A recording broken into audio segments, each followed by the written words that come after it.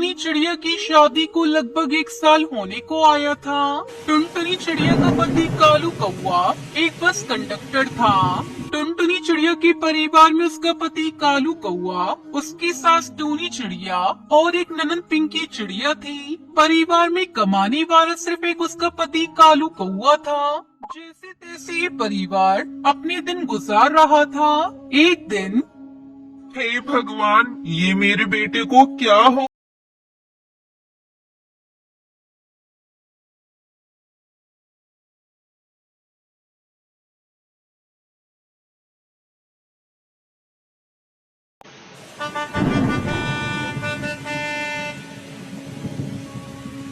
टुनटुनी चिड़िया की शादी को लगभग 1 साल होने को आया था। टुनटुनी चिड़िया का पति कालू कौआ एक बस कंडक्टर था। टुनटुनी चिड़िया के परिवार में उसका पति कालू कौआ, उसकी सास टूनी चिड़िया और एक ननद पिंकी चिड़िया थी। परिवार में कमाने वाला सिर्फ एक उसका पति कालू कौआ था।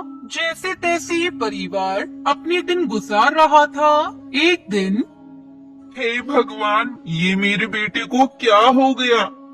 भैया, तुम्हें बहुत तकलीफ हो रही है ना? भाभी के आने के बाद से ही ये सब हो रहा है। ये तू क्या कह रही है?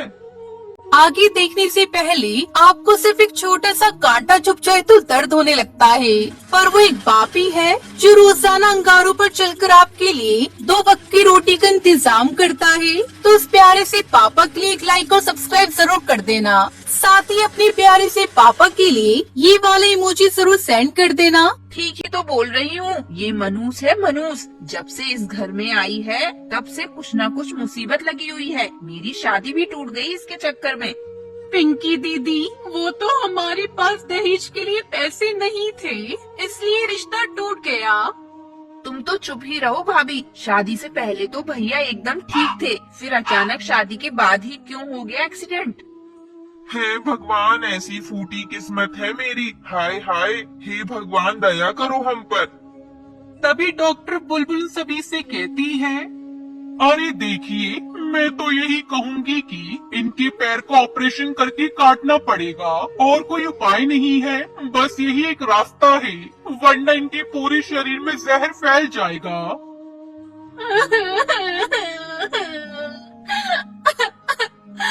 अरे, ये क्या बोल रही है डॉक्टर आप? अब कालू जी कभी नहीं चल पाएंगे, ये कैसे हो सकता है? टुनटुनी, ये चल पाएंगे, लेकिन बैसाखी के सहारे। कल सुबह को ये हम ऑपरेशन करेंगे और कल सुबह सवेरे 1 लाख रुपए काउंटर में ही जमा करने होंगे। अब टुनटुनी बहू, इतने पैसे हम कहाँ से लाएंगे? पैसों का इंतजाम हो जाएगा डॉक्टर साहब, आप ऑपरेशन करिए। लेकिन कैसे बहू? माँ जी, मेरी शादी के गहने तो है ना, हम उसी को बेचकर कालू जी को ऑपरेशन करवाएंगे। बहू रानी, ये गहने तो तुम अपने मायके से लाई हो और भविष्य में यही तुम्हारे काम आएंगे। माँ जी, आपका बेटा ही मेरा भविष्य है। उसके बाद कालू कौए का ऑपरेशन हो जाता है और वो अपने घर आ जाता है। तभी टुनटुनी चिड़िया की सास कहती है, बहू, अब हमारा परिवार कैसे चलेगा? घर पे अब कोई भी कमाने वाला नहीं है। तेरे बाबूजी के जुड़े पैसे भी मेरे पास खत्म हो गए हैं। माँ जी, आप फिक्र मत करो, मैं हूँ ना। तभी कालू कौआ टुनटुनी चिड़िया से पूछता है, तुम कैसे करोगी? जैसे तुम करते थे। क्या? मैं कल ही जाकर बस के मालिक कड़कनाथ सेठ से बात करूंगी। मतलब तुम बस चलाओगी? मैंने अपनी जिंदगी में कभी किसी चिड़िया को बस चलाते हुए नहीं देखा। अगर नहीं देखा है तो अब देखेंगे। समय बदल गया है। चिड़िया तो बादलों में हवाई मोटर चलाती है, चांद पर जाती है, और मैं एक बस नहीं चला सकती। अरे बहू, हमारे जंगल के पक्षी इसकी इजाजत नहीं देते। लेकिन माँ जी, हमारे जंगल के पक्षी तो चिड़िया को पढ़ने भी नहीं देते थे, लेकिन आज देखो, घोंसले की हर पक्षी की बेटी आज पढ़ रही है।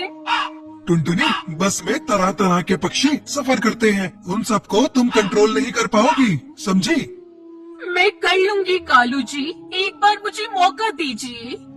ठीक है, तुम मेरे सेठ के पास चली जाओ, वो तुम्हें मेरी जगह काम दे देंगे। अगर तुम्हें उन्होंने मना कर दिया तो तुम कहीं और मत जाना बस चलाने। कड़कनाथ सेठ जी एक भले पक्षी हैं। ठीक है कालू जी, मैं कल ही सेठ जी से काम की बात करती हूँ।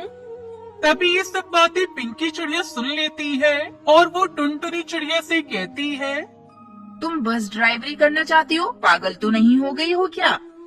इसके अलावा कोई उपाय भी तो नहीं है। छी छी छी छी, घर की बहू होकर तुम बस ड्राइवरी करोगी? हमारी इज्जत डुबाना चाहती हो क्या? इसमें इज्जत डुबाने वाली क्या बात है? अगर मैं काम नहीं करूँगी तो हमारा घर कैसे चलेगा? और किसी के घर बर्तन मांगने से तो अच्छा काम ये बस चलाना ही है। अरे बहू रानी ठीक ही तो बोल रही है। बहू रानी देखो, मैं तो यही कहूँगी कि अगर तुम कर सकती हो तो तुम करो। तुम्हारी जैसी एक पढ़ी लिखी चिड़िया किसी के घर में जाकर बर्तन मांजे, ये मुझे बिल्कुल अच्छा नहीं लगेगा। खैर तुम अभी अपने घोंसले में जाओ। माँ देख लेना, इस टुनटुनी की वजह से इस घर की इज्जत चली जाएगी एक दिन। उसके बाद से टुनटुनी चिड़िया कड़कनाथ सेठ के पास जाती है और उससे कहती है, भैया आप मुझे अपने साथ ड्राइवर के तौर पर रख लीजिए ना, देखिएगा मैं बहुत अच्छा काम करूँगी। अरे तुम एक चिड़िया हो, तुम ये बस का काम नहीं कर पाओगी। तरह तरह के पक्षी आते हैं यहाँ पर। भैया मेरे घर पे खाने के लाले पड़े हुए हैं। मेरे पति का एक्सीडेंट हो गया है और वो बिस्तर पे पड़े हुए हैं। मुझे एक मौका दे दो। मैं भी मजबूर हूँ टुनटुनी बहन, मैं चिड़िया को बस चलाने नहीं दे सकता। ये मेरे उसूलों के खिलाफ होगा। पर हाँ, लेकिन मैं तुम्हें एक कबूतर के बारे में बताता हूँ, वो तुम्हें जरूर काम बता देगा। बंटी कबूतर नदी के पास रहता है, उसका लकड़ियों का काम है। तुम वहाँ जाकर देखो, वो तुम्हारी मदद जरूर करेगा। टुनटुनी चिड़िया तुरंत बंटी कबूतर के पास जाती है और उससे कहती है, बंटी भैया मेरे लायक कोई काम है आपके पास? मुझे काम की बहुत जरूरत है। मुझे कड़कनाथ सेठ जी ने आपके पास भेजा है। टुनटुनी चिड़िया, मैं लकड़ी की बस बनाता हूँ, तुम बस बनाना सीख लो और फिर उसे जंगल में चला लेना। आसपास के पक्षी लकड़ी की बस में सफर करना पसंद करते हैं। ठीक है भैया, मैं आज ही से बस बनाना सीख लेती हूँ और फिर पूरे जंगल के पक्षियों को इस बस में बिठाऊंगी। उसके बाद टुनटुनी चिड़िया बस बनाना सीख लेती है और लकड़ी की बस में जंगल के पक्षियों को बिठाकर पैसे कमाने लगती है। टुनटुनी, तूने तो सच में हमारी सारी परेशानी दूर कर दी।